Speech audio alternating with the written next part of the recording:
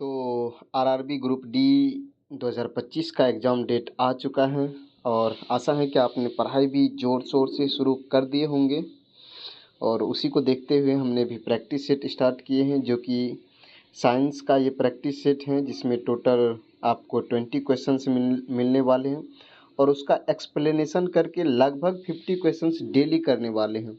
अगर आप ईमानदारी से लिखते हैं, जितना मैं बोलता हूँ या जितना मैं इस पे लिख रहा हूँ करते हैं, तो यकीन मानिए आप बेहतर स्कोर करके आएंगे। तो चलिए सेट को स्टार्ट करते हैं और पहला क्वेश्चन है, निम्न में कौन सा नियम डीसी जनरेटर में प्रेरित ईएमएफ की दिशा को बताता है। तो देखते हैं। अच्छा, आपने पढ़े होंगे सभी ने कि फ्लेमिंग के बाएं हस्त नियम और दाएं हस्त नियम। तो फ्लेमिंग ने दो नियम दिए थे, एगो लेफ्ट हैंड रूल, एगो राइट हैंड रूल। अब इसमें क्या होता था कि लेफ्ट हैंड रूल में यानी कि मोटर जो कार्य करता है वह बाएं हस्त नियम के आधार पे, और जो जनरेटर यानी कि जनरेटर कार्य करता है वह दाएं हस्त नियम पे काम करता है। लेफ्ट हैंड रूल्स में जो है बल और गति को बताता है, किसको, बल एंड गति को दर्शाता है। वही राइट हैंड्स जो रूल है ये किसको दिखाता है, धारा और ईएमएफ को दिखाता है, किसको, धारा एंड ईएमएफ को बताता है। तो अब ऑप्शन के अनुसार देख लीजिए कौन सा सही हो जाएगा। तो कहता है कि ईएमएफ की दिशा कौन बताता है, राइट हैंड रूल्स यानी कि दाएं हस्त नियम बताता है। ऑप्शन नंबर डी सही हो जाएंगे। नेक्स्ट क्वेश्चन है, दूसरा क्वेश्चन कहता है, मरुस्थलीय पादपों में जल ह्रास की दर में निम्नलिखित में से किसके कारण कमी आती है। तो जो मरुस्थलीय पौधे होते हैं उसमें जो जल ह्रास की दर में कमी आती है किसके कारण, उप त्वचा यानी कि क्यूटिकल के कारण आता है। Option number A. ये जो होती है त्वचा, ये मोम जैसी परत होती है, कैसी, मोम जैसी परत होती है, मोम जैसी परत होती है। ठीक है, ऑप्शन नंबर ए सही हो जाएंगे। दोस्त पढ़िए वही जो एग्जाम में आए, छोटे वैसे जो नेचुरल मतलब नॉर्मल क्वेश्चन होते हैं वो सब एग्जाम में बहुत कम रेयर केस में आते हैं। ठीक है, इसलिए वही कंटेंट पढ़िए जो एग्जाम में आए। नेक्स्ट क्वेश्चन है, निम्नलिखित में से कौन सा कथन संभारिक के बारे में सही है। संभारिक क्या होते हैं, संभारिक में क्या होते हैं, जिन तत्वों का भार समान हो, क्या समान हो, भार समान हो, उसको संभारिक कहा जाता है। एग्जाम्पल ले लेते हैं आर्गन का, जैसे आर्गन के परमाणु संख्या 18 होते हैं लेकिन इसका परमाणु द्रव्यमान कितना होता है, 40 होता है। और अगर कैल्शियम लेते हैं जिसका परमाणु संख्या 20 और परमाणु द्रव्यमान कितना होते हैं, 40 होते, तो दोनों का द्रव्यमान यानी कि भार दोनों का क्या है, समान है। तो ये क्या हुए, संभारिक हुए।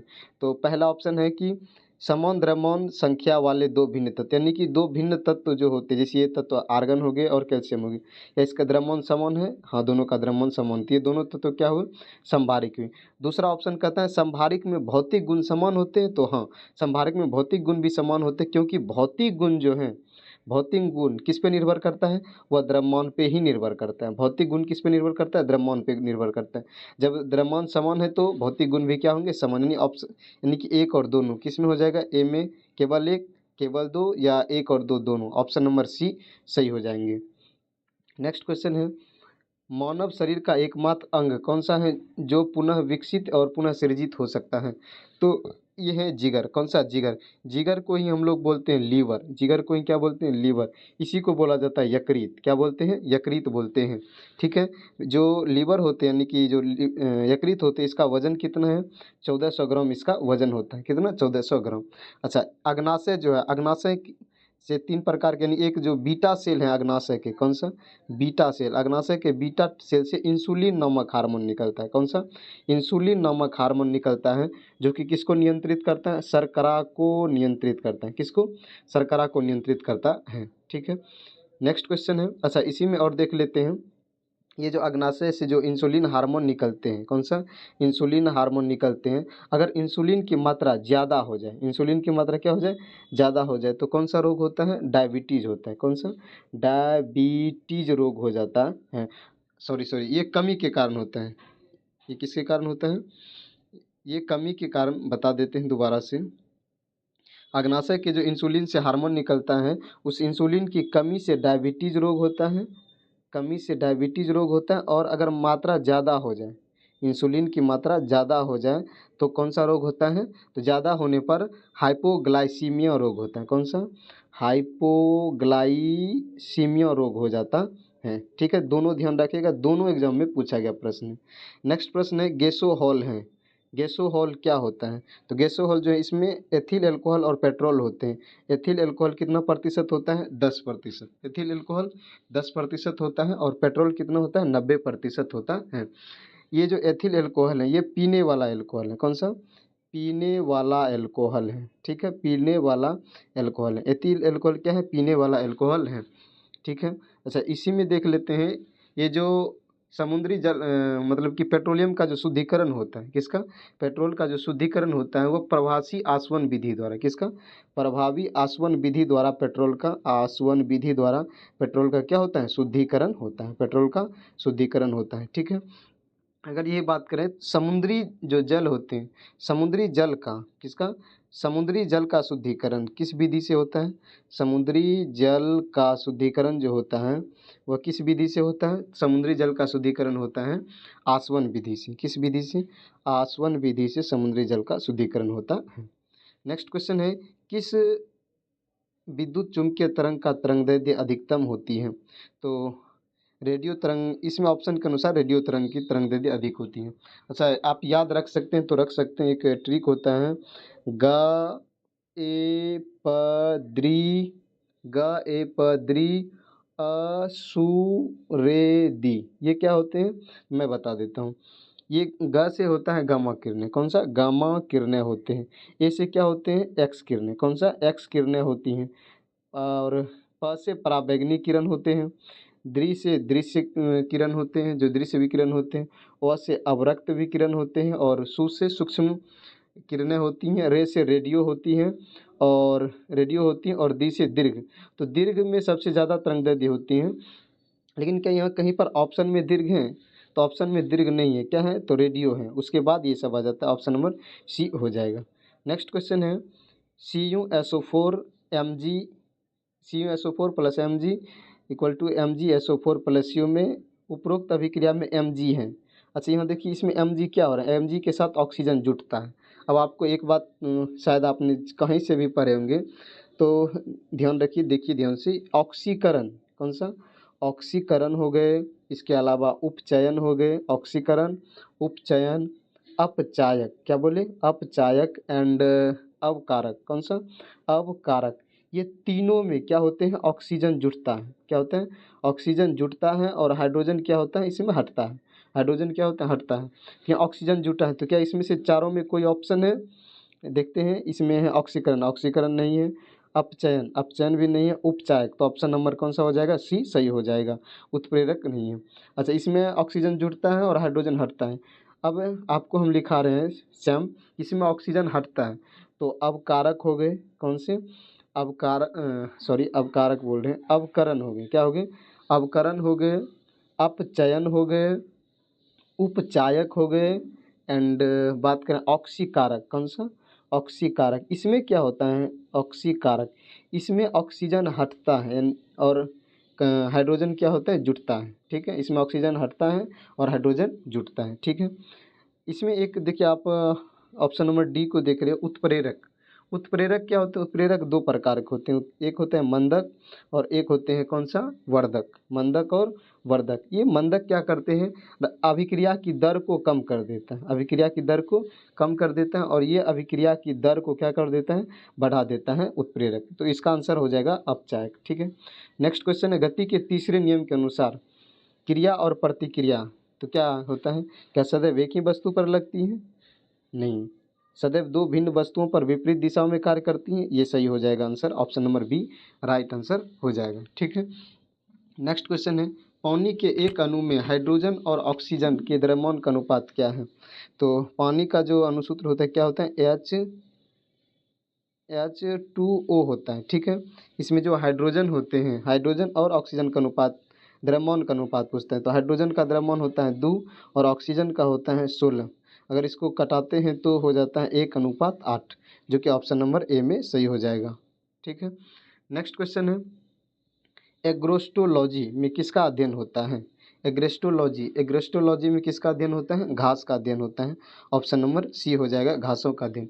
एग्रोलॉजी, फसल का अध्ययन क्या कहलाता है? एग्रोलॉजी, फसल का अध्ययन एग्रोलॉजी कहलाता है। वही फल का अध्ययन क्या कहलाता है? पोमोलॉजी, फलों का अध्ययन क्या कहलाता है? पोमोलॉजी कहलाता है। ठीक है, नेक्स्ट क्वेश्चन है, सोने यानी गोल्ड को वियोजित करने के लिए निम्न में से किसका उपयोग किया जाता है? तो गोल्ड को वियोजित करने के लिए एक्वारेजिया का उपयोग किया जाता है। किसका? एक्वारेजिया का उपयोग किया जाता है। इसमें सांद्र अम्ल HCl एंड सांद्र जो होते हैं HNO3, इसका अनुपात पूछ लेता है, हालांकि इसका अनुपात हो जाएगा 3:1 होता है। ठीक है, नेक्स्ट क्वेश्चन है, स्टारफिश रिक्त स्थान समूह से संबंधित है। ये जो स्टारफिश है ये इकाइनोडर्मेटा समूह से संबंधित है। कौन सा? इकाइनोडर्मेटा। इसमें क्या होता है? इकाइनोडर्मेटा का जो त्वचा होता है वह कांटेदार होता है, कांटेदार त्वचा इसमें होता है। ठीक है, कांटेदार त्वचा होते हैं। इकाइनोडर्मेटा में ही समुद्री खीरा आ जाता है। कौन सा? समुद्री खीरा अगर आपसे पूछ लें, समुद्री खीरा किस समूह में? इकाइनोडर्मेटा में ही आता है, option number A. Next question है, त्वचीय शोषण होता है। त्वचीय शोषण क्या होते हैं? केचुआ में। कौन से? केचुआ में त्वचीय शोषण होते हैं, ऑप्शन नंबर सी। ये बहुत इजी क्वेश्चन था। नेक्स्ट, निम्नलिखित में कौन किसी बिंदु स्रोत से उस पर आपतित प्रकाश का समांतर किरणपुंज बन सकता है? तो ये कहाँ बन सकता है? ये अवतल दर्पण और उत्तर लेंस दोनों में ही बनता है। ये बिंदु स्रोत जो कह रहे हैं यानी कि मुख्य फोकस की बात कर रहे हैं। ठीक है, ये ऑप्शन नंबर ए सही हो जाएंगे। नेक्स्ट है, विद्युत परिपथ के लिए किरचॉफ के पहले और दूसरे नियम किसके परिणाम है? किरचॉफ का जो पहला नियम है, किरचॉफ का कौन सा नियम? पहला नियम है, वह किससे संबंधित है? आवेश और किससे? आवेश और धारा, आवेश और धारा संरक्षण से संबंधित है। आवेश और धारा संरक्षण से संबंधित है। वही किरचॉफ का दूसरा जो नियम है वह ऊर्जा संरक्षण से संबंधित है। कौन सा? ऊर्जा संरक्षण से संबंधित है। तो ये कहता है पहले और दूसरे नियम का परिणाम क्या है? क्या केवल विद्युत आवेश का संरक्षण है? नहीं, ना तो ऊर्जा संरक्षण ना ही विद्युत आवेश, ये दोनों होते हैं क्रमशः विद्युत आवेश और ऊर्जा। देखिए, किरचॉफ के पहला नियम विद्युत आवेश का संरक्षण की बात हो रहा है और दूसरा नियम में ऊर्जा का। ऑप्शन नंबर कौन सा सही हो जाएगा? सी सही हो जाएगा। ये एक्सप्लेनेशन आपको शायद पसंद आ रहा होगा। ठीक है, नेक्स्ट क्वेश्चन है, सूर्य का ताप मापा जाता है। सूर्य का ताप किससे मापा जाता है? पायरोमीटर तापमापी द्वारा मापा जाता है। किससे? पायरोमीटर तापमापी। ये उच्च ताप को मापता है। किसको?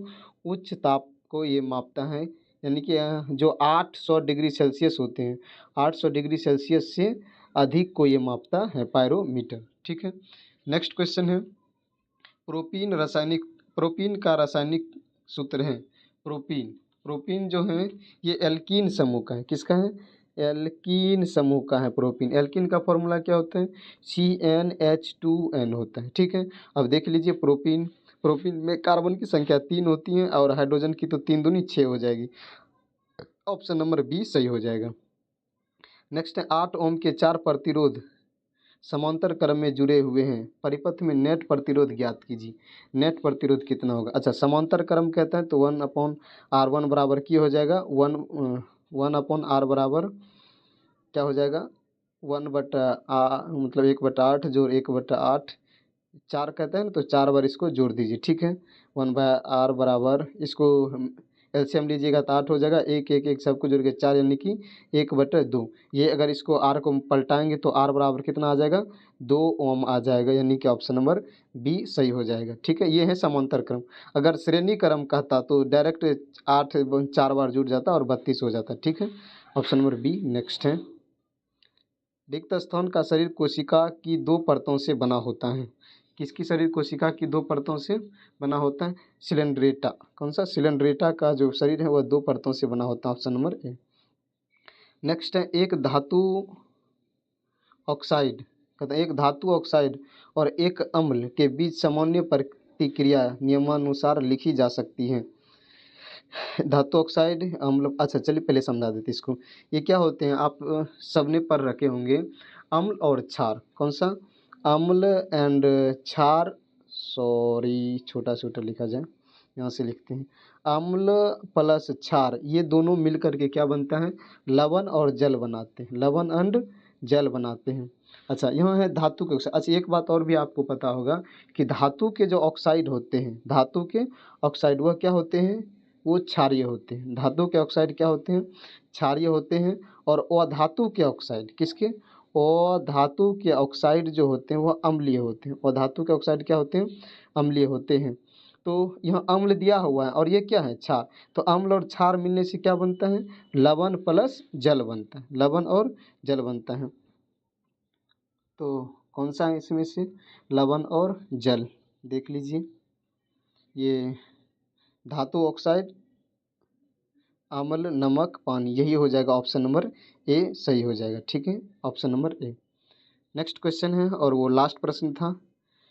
ये क्वेश्चन आपके लिए है, इसका जवाब आप कमेंट में दीजिएगा। प्रश्न ये है कि तापमापी तापमान से उसी प्रकार संबंधित है जिस तरह कोण मापन डैश से संबंधित है। हालांकि रीजनिंग का सवाल लग रहा है लेकिन है साइंस का। ठीक है, इसका ऑप्शन ए है वजन, बी है कोण, सी है द्रव्यमान, डी है ऊंचाई।